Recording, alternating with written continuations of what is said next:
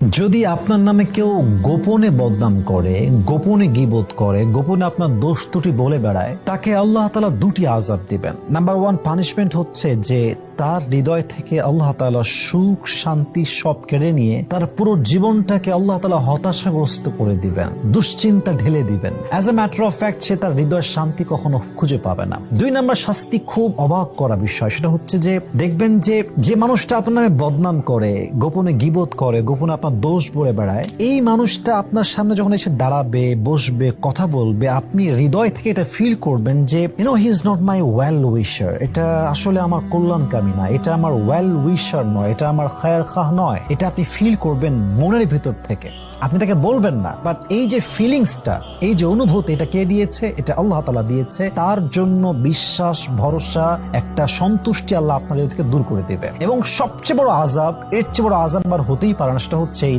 যে বান্দা গীবত করে গোপনে গিয়ে তার সমস্ত আমল সে বান্দা ওই বান্দার আমল নামায় ঢেলে দেয়। এজন্য যদি কোনো দোষ থাকে সরাসরি বলেন, বুঝায় বলেন, try to make him understand that he is going wrong, but please গোপনে গিয়ে বদনাম করবেন না। আপনার আমল, আপনার সবকিছু ঠিক থাকবে ইনশাআল্লাহ তাআলা।